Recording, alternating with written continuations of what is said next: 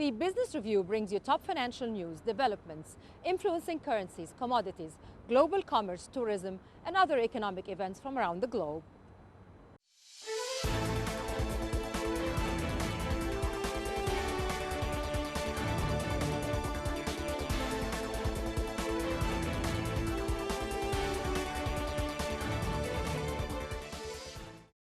International Astronautical Federation, or the IAF, President Pascal Erfrind said the space industry is vibrant and dynamic amid the COVID-19 pandemic.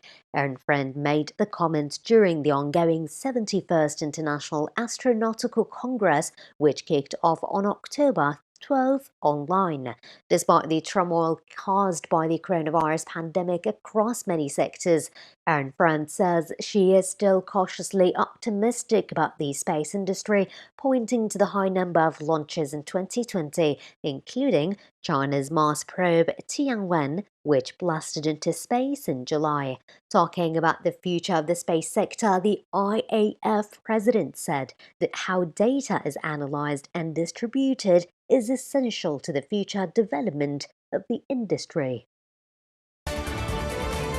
Few people were traveling in Campania, one of Italy's regions worst hit in recent weeks by a surge in cases of the pandemic after the government imposed the strict new restrictions to try and contain the spread of the virus. There were barely any people on a ferry traveling from Naples to the glamorous island of Capri, one of the region's most popular tourist destinations. There would be usually tourists filling the windy streets of Ireland and packing the restaurants overlooking the stunning view of the shore, but now only a handful of people were present. Infections in Italy have soared in the last few weeks, and government imposed new restrictions on gatherings, restaurants, sports, and school activities. Lazio, the region that surrounds Rome, is another one that has been hit hard by recent surge in cases. Despite the rise in contagion, rush hour in the capital has been busy as usual, with people wearing the mandatory masks.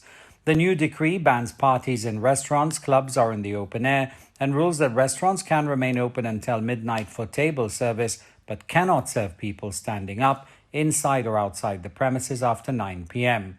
This is intended to stop the large evening gatherings outside, which are partly blamed on a spread of the virus. Rome's ancient Trastevere neighborhood, an area famed for having a buzzing nightlife, was virtually empty, with few people out and about on the cobbled streets as restaurants prepared to close early. Thailand and China have agreed to open a fast lane for personal exchanges and a green channel for exchanges of goods between the two countries amid the COVID-19 pandemic. The two sides reached the agreement during a meeting between Thai Prime Minister Prayut Chan-o-cha and visiting Chinese State Councillor and Foreign Minister Wang Yi. At the meeting, Prayut said Thailand is very grateful for China's support and assistance in its fight against COVID-19. Thailand also welcomes China's announcement that if it succeeds in its COVID-19 vaccine research and development, China will make the vaccine a global public good. Thailand hopes to enhance cooperation on vaccine research with China. Thai Prime Minister said Thailand and China should formulate plans together for their post-COVID-19 cooperation and push forward the Thailand to China Comprehensive Strategic Cooperative Partnership for further development.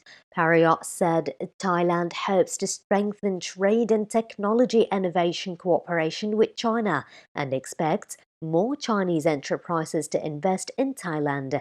He promised to provide an open, fair and transparent business environment for Chinese enterprises. Prayut added Thailand supports a deep docking of the Eastern Economic Corridor and the Guangdong-Hong Kong-Macau Greater Bay Area, as well as the speed up of interconnectivity.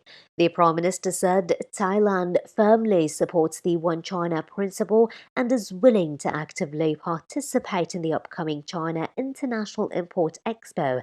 For his part, Wang Yi pointed out that the mutually beneficial cooperation of China and Thailand has successfully withstood the COVID-19 epidemic and achieved growth against the trend, demonstrating the strength and bright prospects for bilateral cooperation. Wang said China will enhance strategic communication with the Thai side to promote bilateral relations to develop further in the post-epidemic era, adding that the two sides should strengthen COVID-19 vaccine cooperation, promote the docking and complementation of the EEC and the Guangdong, Hong Kong, Macau Greater Bay Area, build new highlights of the Belt and Road and new platforms for interconnectivity. Wang also said China continues to encourage more Chinese enterprises to invest in Thailand and expand cooperation in new economies and new businesses, such as the digital economy. China also welcomes the Thai side to actively participate in the upcoming China International Import Expo. The British Mayor of Greater Manchester, Andy Burnham, said that Prime Minister Boris Johnson's government was sacrificing jobs and livelihoods in the region to avoid a national lockdown and to protect more affluent areas in the south.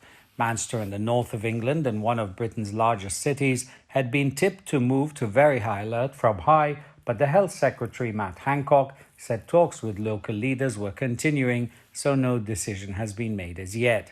In areas put on high alert, socializing outside households or support bubbles is not allowed indoors, though work can continue and schools continue to operate. The very high alert level forbids socializing and prohibits travel outside the area. To applause from people in the centre of the city, Andy Burnham said Manchester and nearby Liverpool were being treated as canaries in the coal mine for an experimental COVID regional strategy, and that medical experts admit may not work. Burnham said the city should not go into a more comprehensive lockdown unless London offered financial support to thousands of businesses that would be affected. Cases have been spiralling rapidly in northern England over the last 6 weeks. Burnham added that England's Deputy Chief Medical Officer, Jonathan Van Tam, has told northern leaders that a full national lockdown was the only real solution known to work, but Burnham said Johnson was unwilling to go that far. US President Donald Trump said he would not support further lockdowns even if faced with a spike in COVID-19 infections as European countries see a surge in cases this fall. The number of new COVID-19 cases rose 11% in the United States last week compared to the previous 7 days, with infections spreading rapidly in the Midwest, which reported some of the highest positive test rates. For a third week in a row, testing set a record high in the country, with on average 976,000 tests conducted each day last week. The percentage of tests that came back positive for the virus rose to 5% from 4.6% the prior week. Trump told supporters during a campaign rally in Florida that coronavirus safety lockdowns had done great damage to the economy and were too drastic.